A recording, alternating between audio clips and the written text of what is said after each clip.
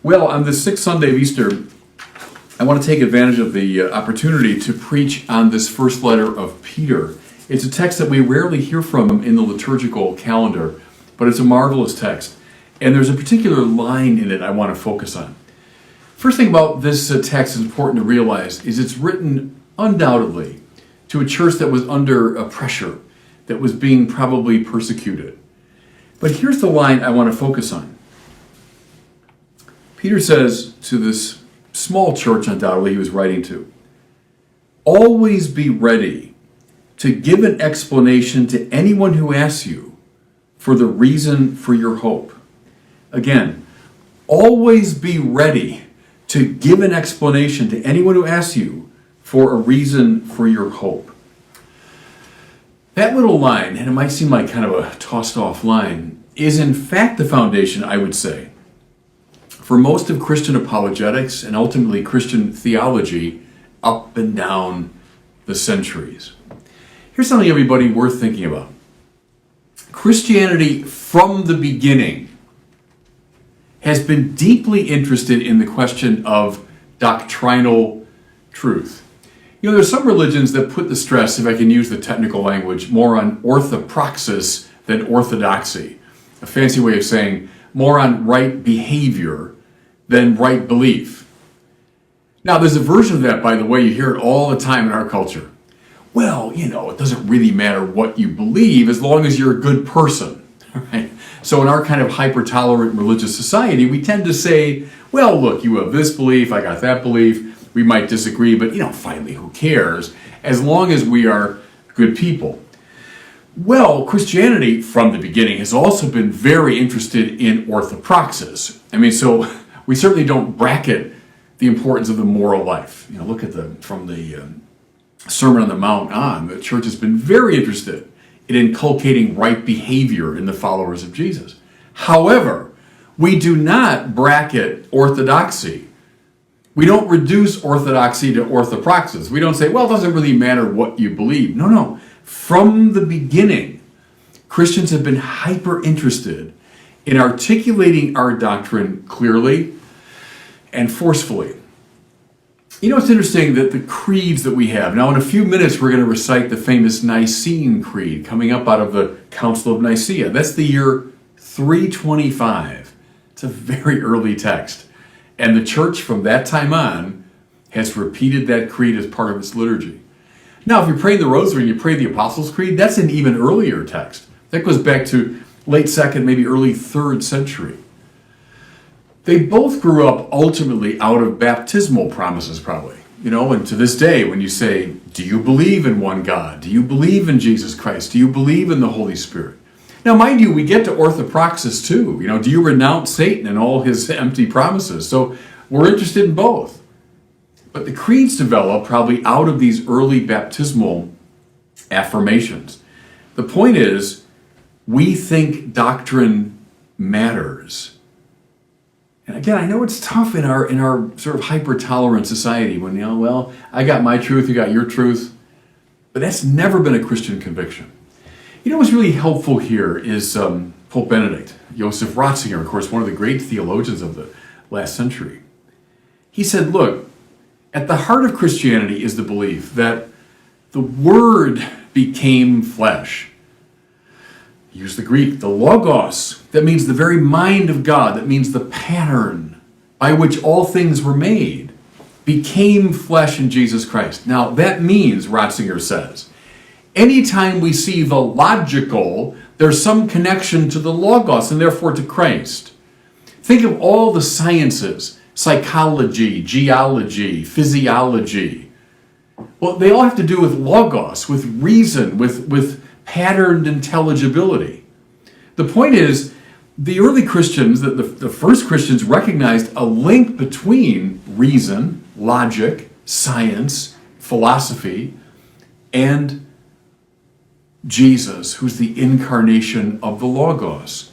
Truth matters. Something else Ratzinger observed I think is really fascinating. He said the early church lived in a culture where both mythos and logos were on display. What he means is the world of mythology. I think, the Christian church emerges in this Greco-Roman culture where a lot of people believed in the myths of the gods and goddesses and Hercules and the Achilles and these great sort of mythic stories. The church consistently said no to the myths. It said no to pagan religiosity. However, Ratzinger says, it tended to say yes to the Logos. It said yes to philosophy. Here's a very interesting example. Remember in the Acts of the Apostles when Paul and Barnabas come into one of the towns and a miracle occurs, and the people say, "Hey, there they are! They must be Zeus and Mercury," and they react with a visceral reaction. No, you've got it all wrong. That's not correct. They don't cooperate at all with that sort of mythic way of doing things. However, Acts 17, Paul goes to Athens, capital city of the Greek philosophical culture. And he debates, it says there, with the Epicureans and the Stoics. He goes to the Areopagus and engages in a sort of philosophical dialogue. From the beginning, the church said no to mythos, but yes to logos. And that commenced, by the way, this dialogue that continues to the present day between the church and philosophy. Again, my point is, from the beginning, doctrine has mattered for the church. You know what's bugged me, and anyone that's been following my work knows this. It's bugged me for a long time. And it's the church that I came of age in.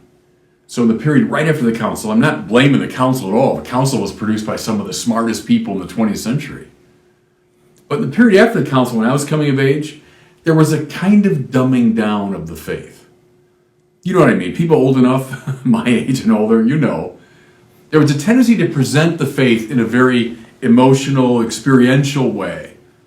And we not really denigrated the rational, but we certainly underplayed the rational side of the faith, the theological side of the faith.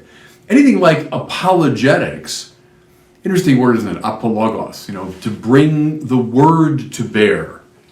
See, this text from Peter, that's the beginning of apologetics.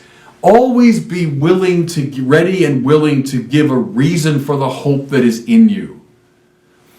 But when I was coming of age, apologetics tended to be underplayed. Well, what's one of the results of that? Look at all the statistics now on the so-called nones, the N-O-N-E-S. These are people, especially young people, leaving the church in droves. The number one reason they give, and this is survey after survey when they're asked, it's not the sex abuse scandal. It's not I was treated poorly. It's the number one reason given by people who disaffiliate is, I don't believe the doctrines. Now, it just strikes me, it's a heartbreaking reality, isn't it? That means that for now a couple of generations, there have not been people ready, willing, and able to give a reason for the hope that is in us. There was not a sufficient number of people who were ready, willing, and able to explain the faith. And we're suffering from that. Notice something too. St. Peter says, always be ready. You. Not sometimes, not usually, always be ready. If someone asks a question, and my experience, I do a lot of this work on the internet. I do a lot of reaching out to the unaffiliated. I engage atheists, agnostics, seekers, and searchers all the time. Man, do they have questions. I might have told you about this, but I've been on the Reddit AMA a couple times. Reddit's a very popular website where people kind of exchange opinions and they argue and so on. And AMA means Ask Me Anything. So people go on and they can just be open to whatever comes their way. I've gone on twice, and I simply say, I'm a Catholic bishop who loves to dialogue with atheists and non-believers. The first time I did it, mine was the third most popular in the whole year, after like Bernie Sanders and Jordan Peterson, I think. Second time I did it, I was the second most popular of the whole year. Now, I'm not saying it to say, hey, look at me, how popular I am. I'm sure these kids didn't know who I was. But the fact that I was a Catholic bishop willing to come on and say, okay, I'll dialogue with you. My point is, They got lots and lots and lots of questions. But have there been enough people to give a reason for the hope that is in us? You know, during the New Atheist period, this is the decade largely like the first decade of our century, right after like 9/11, this New Atheist movement emerged. I'll tell you one thing that really bugged me, how few Christians there were who were able to take on the New Atheists. A great exception being William Lane Craig, the evangelical Protestant, who used a lot of our best intellectual material. And he was able to engage these people very creatively, but he was the exception that proved the rule, sadly. There were so few Christians able to engage these New Atheists. And I will tell you the truth, everybody. Those New Atheists were very effective evangelists for their position. Because every day online, I hear from especially young people who are echoing their arguments. Which, to tell you the God's truth, were just tired arguments. They were just rehearsing and repeating old arguments from Feuerbach and Sartre and Marx and people like that. I think any Christian worth his or her salt should have been able to take them on. But again, I think it was a dumbed down Catholicism that played a role in this inability to engage the questions coming from the critical culture. Well, this has been true from the beginning, hasn't it? Right here, the church that Peter is writing to is a church that's under persecution, and obviously a lot of people asking questions. You, he's saying, and I'm saying it now to all of you watching and listening, you always be ready to give a reason for the hope that's in you. What I mean, everybody, is I think all of us, I mean bishops, priests, theologians, catechists, the laity, we all got to pick up our game theologically. We all got to pick up our game. Because they are leaving us in droves, and the number one reason is, I don't believe these teachings. Who's explaining them to them? Okay, just a quick word about religious argument, because it's related here.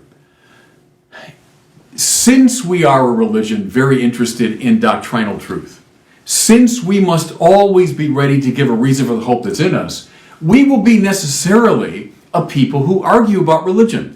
But see, that's a good thing. I know in our culture, don't argue with anybody. I don't get an argument. No, argument's good. Argument is the happy middle ground between aggression. Hey, you don't agree with me? I'm going to kill you. I'm going to persecute you. I'm going to mock you. Or the other extreme of, indifferentism. Well, who cares? There's a happy middle ground. It's called religious argument. Making a case, marshaling evidence, appealing to reason.